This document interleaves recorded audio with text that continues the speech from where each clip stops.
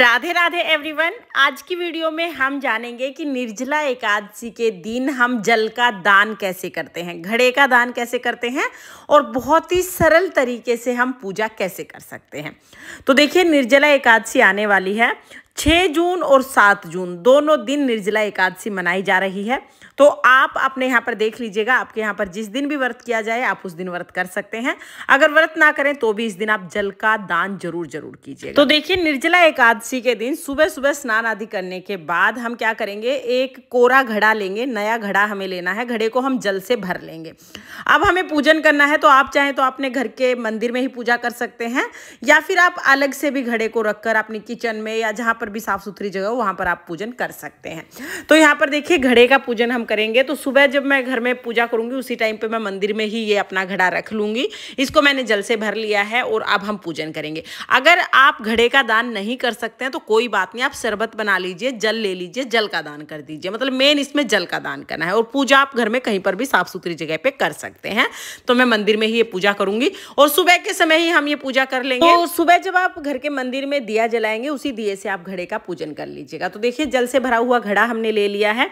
अब हम देसी घी का दीपक जला देंगे। तो यहाँ पर आप देसी घी का या तो तिल के तेल का दीपक जला सकते हैं। धूप दीप जलाने के बाद फिर हम घड़े के कंठ पर मोली बांधेंगे। वैसे तो घड़े के कंठ को कभी भी खाली नहीं छोड़ा जाता है, मोली जरूर बांधी जाती है, लेकिन फिर भी आपको ये घड़ा दान करना है। और जो लोग दान लेते हैं ना, मोली बंधा हुआ घड़ा दान लेने में थोड़ा सा संशय करते हैं, थोड़ा संकोच करते हैं, तो आप चाहे तो बांध दीजिए मोली, नहीं तो आप ये मोली घड़े के ऊपर रख दीजिएगा। बाद में जब दान करेंगे तो मोली को उतार के मंदिर में देवी देवताओं को चढ़ा सकते हैं या अपने हाथ पर भी बांध सकते हैं। तो यहाँ पर मैंने कंठ पर मोली बांध दी है। उसके बाद हम तिलक करेंगे। तो यहाँ पर देखिए, रोली से चंदन से हम तिलक कर देंगे। आप चाहे आप स्वास्तिक बना सकते हैं या आप चाहे सिर्फ तिलक कर सकते हैं। तिलक पर हम तिल समर्पित कर देंगे। एकादशी के व्रत में चावल का उपयोग बिल्कुल नहीं किया जाता, तो तिलक पर हमें तिल समर्पित करने हैं। इसके साथ ही देखिए, मीठे जल का दान किया जाता है, लेकिन घड़े में अगर ज़्यादा मीठा डाल दिया तो घड़ा खराब हो जाएगा, इसलिए बस 1 चुटकी मीठा हम घड़े में डाल देंगे। बाकी जो चीनी या जो भी मीठा आपने लिया है वो घड़े के ऊपर हम रख देंगे। इसके साथ ही निर्जला एकादशी के दिन ऋतु फलों का दान करना भी बहुत शुभ माना जाता है। खरबूजे, तरबूज, ककड़ी, खीरा, आम, जो भी ऋतु फल आपको मिल जाए वो आप घड़े के ऊपर रख देना। इसके साथ ही हम यथासंभव दक्षिणा ले लेंगे, दक्षिणा चढ़ा देंगे। और देखिए, ये चीजें तो हम चढ़ाते ही हैं। अगर आपको हाथ वाला जो पंखा आता है, जो बांस का पंखा आता है, ये मिल जाए तो ये भी आप जरूर दान कीजिएगा, क्योंकि इस समय पर ना बहुत गर्मी होती है और पंखे का दान भी बहुत शुभ माना जाता है। पंखा ना मिले तो सिर्फ इतनी चीजें दान कर दीजिए, और पंखा मिल जाए तो पंखा भी आप साथ में जरूर ले लीजिएगा। ये सारी चीजें हमें दान करनी है, तो ये सारी चीजें हम चढ़ाएंगे। उसके बाद फिर अगर आपने व्रत किया है तो आप कथा सुन लीजिए। अगर आपने व्रत नहीं किया है तो कथा के पार्ट को आप स्किप कर दीजिए। तो अगर आपने व्रत किया है तो यहीं पर हम एकादशी का पूजन कर लेंगे। कलश में ही सभी देवी देवताओं का ध्यान करके हम एकादशी का पूजन कर लेंगे। और वैसे भी मंदिर के सामने ही पूजा कर रहे हैं तो सभी का पूजन साथ में हो जाएगा। कथा सुनने के बाद जो तिल के दाने हाथ में लिए थे वो हम जल के लोटे में डाल देंगे, और उसके बाद फिर हम आरती कर लेंगे। तो यहाँ पर आप गणेश जी की, श्री हरि विष्णु भगवान की आरती कीजिएगा। बहुत ही प्रेम पूर्वक हम आरती करके पूजा में रही कमियों के लिए क्षमा याचना करेंगे।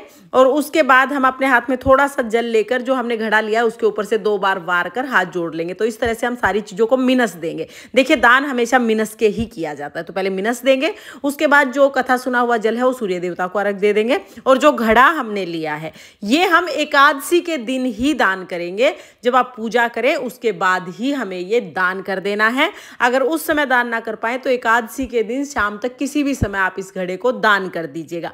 निर्जला एकादशी के दिन हमें जल दान जरूर करना है। देखिए, अन्न का दान हम द्वादशी के दिन करेंगे। अन्न जो है द्वादशी के दिन दान किया जाता है, लेकिन निर्जला एकादशी के दिन जल हमें एकादशी के दिन ही दान करना है। बहुत ज्यादा संशय है कि जल का दान कब करें, तो एकादशी के दिन ही आप जल का दान कर दीजिएगा। अगले दिन द्वादशी को जब व्रत का पारण करेंगे तब हमें अन्न का दान करना ही करना है। आप चाहे तो उस समय पर जल का दान भी कर सकते हैं, बट एकादशी के दिन आप जरूर जल का दान कीजिएगा, क्योंकि निर्जला एकादशी है। जल का दान इस दिन बहुत ज्यादा पुण्य फलदायी होता है। और आप ये पूजा जो है सुबह के समय भी कर सकते हैं, आप चाहे आप शाम के समय भी ये पूजा कर सकते हैं।